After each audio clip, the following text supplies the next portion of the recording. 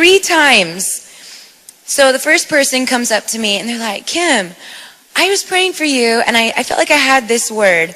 And the Lord gave me this verse. It's Hosea 2:14. And Hosea 2:14, well, actually, let me just go there because it's really good.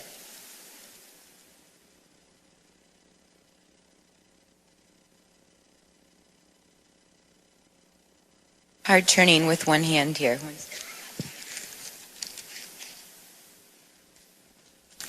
There we go. Therefore, I am now going to allure her. I will lead her into the desert and speak tenderly to her. There I will give her back her vineyards and will make the valley of Achor, which means trouble. In the valley of trouble, I will make a door of hope, and there she will sing as in the days of her youth. This whole thing is talking about the desert being an invitation to come into a place of intimacy, to go deeper in intimacy with the Lord. And they give me this verse, and I read it, and I'm kind of like, yeah, thanks. I'm in the desert. I know that. Thank you. And then a few days later, another person comes up to me. Kim, I was praying for you. The Lord gave me a verse, Hosea 2. And I said, stop right there. 2:14. Yep, that's the verse. I'm like, yeah, thanks. All right, walk away. Then the third person comes up to me. Kim, I got a verse for you. Let me guess, Hosea 2:14.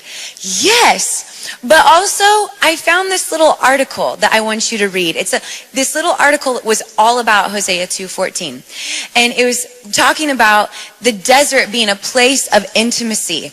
That it's really an invitation that the Lord has extended to you to say, all right, guess what? I have just given you an invitation to come in deeper, to press in, to come into a new place of intimacy. A time of learning to see and to hear in a whole new way. It's him saying, baby, guess what? I'm taking you to a whole new level. That's what's happening in that moment. And suddenly when it hit me, I was like, I got this. Okay, I see what's going on here. And I embraced that season I was in. There was a time, it was probably the 3rd year that American Idol was running.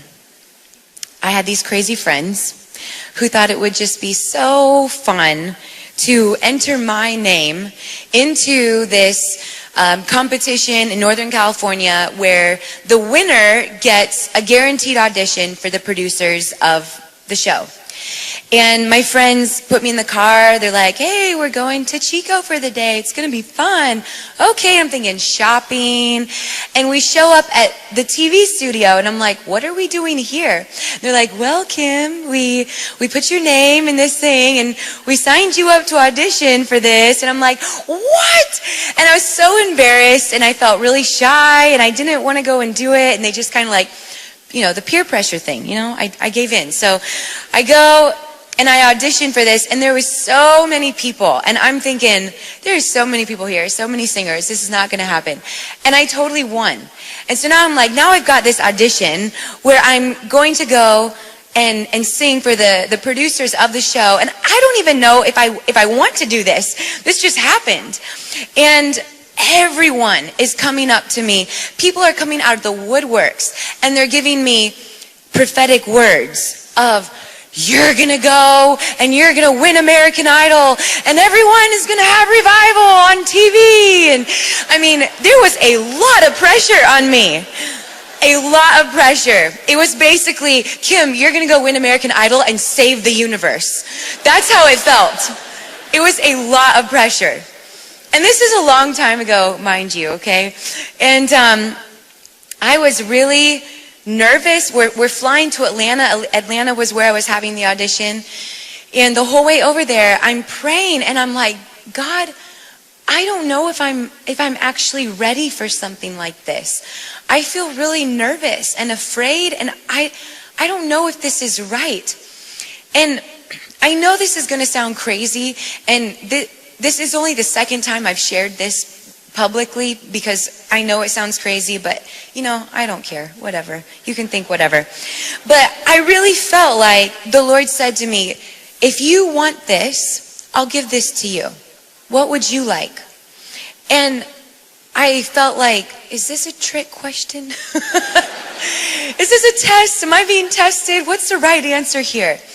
And we get into the audition. I brought a girlfriend with me, and the way that they'd set it up was, were there other people like me who had won this guaranteed audition for the producers of the show.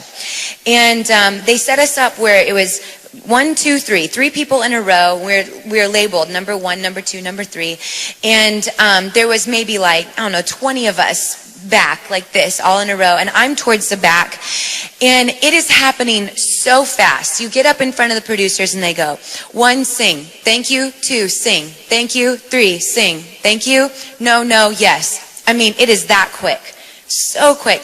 And I'm standing in the back and I still don't know what to do. I don't even know what song I'm gonna sing. That's how crazy this is in this moment. I'm so panicked. And I felt like the Lord said, Kim, if you sing this song, you're going to go through. And if you sing this song, you won't go through. What would you like? And I am feeling the pressure. I don't know what to choose. And I get up there, and I was in the middle.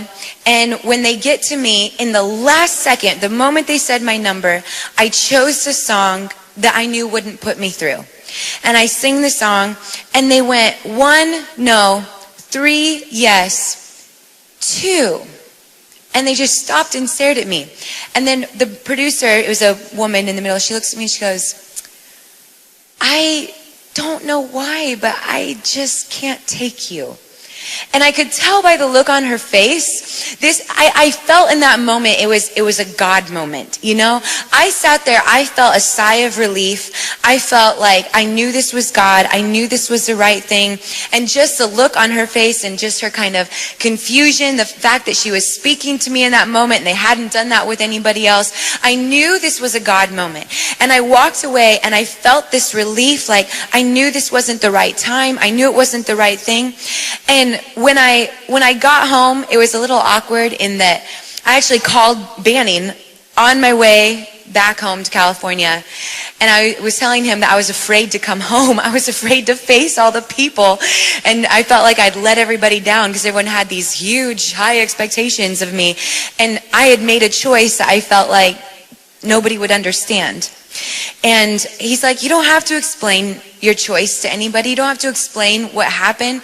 And he just was like, you know, being a father, he's like, we love you. You're fine. You're okay. Come on back.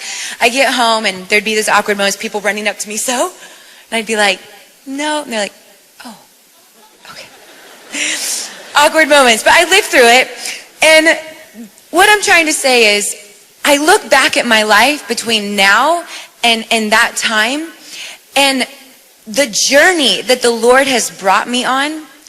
I don't know that if I had gone through and if I had made it, I don't think I would have survived. I don't even know if I would still be a Christian. I think I would have crumbled under that pressure. I don't think that I would have been able to handle that world. Am I making sense right now? I look back at what the Lord has brought me through, and I can see all these moments in my life, these seasons that He brought me in that were so necessary to where I am now in my life. That God, He's saying, I want you to be successful. I don't want you to crumble under the pressure. I can say even now that what I do now and the blessing I have of getting to travel around the world and to lead worship, and I can feel in those moments when I walk up on the stage and you have a choice, you're faced with a decision. I'm going to get really real right now, okay? That decision became really real when we were in Chicago. It was our first huge event, 15,000 people. It's the biggest Jesus culture event, and it felt really special because it's our event, you know? And the moment I'm about to walk up on the stage and everyone's going nuts, and I know in that moment that I could just give in to the pressure that I feel, and I could just sing the songs that everybody loves. I could sing Rooftops and How He Loves, and just go through the songs, and no one would think anything because it's so exciting and everyone loves those songs. Or I can choose not to give in to that pressure, and I can choose to press in to the Lord and ask Him, what are you saying? What are you doing tonight? What do you want to accomplish tonight? And how can I help you? How can I partner with you. But that pressure, the different things that you face, the obstacles that you come up against, God wants to set you up so that when you get to those things, that you make the right choice. You make the right decision. And it's not always the easy decision, and it may not always be the decision that everybody understands, but it's the decision that He will be there with you and back you up. He'll get your back and He'll walk it out with you. Embrace every season.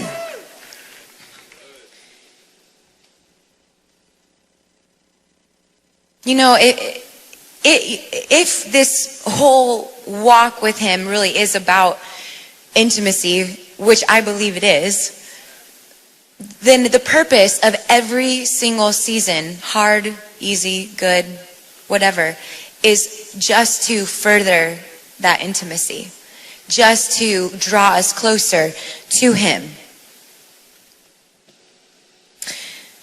The second key that I want to bring up is to fix your eyes on Jesus.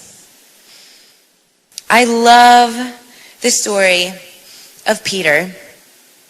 He's out in the boat with the disciples. There's a storm happening, and they see Jesus walking out on the water. And they call out, like, Jesus, if that's you, let us know, because we're really freaked out right now. And Jesus is like, hey, my brothers, it's me. And Peter is like, it's you! Jesus, I want to come out to you. And Peter climbs over the boat, and he is walking on the water out to Jesus. Now, to me, when I read this story, I see it as like Peter was like a lovesick fool. Crazy man.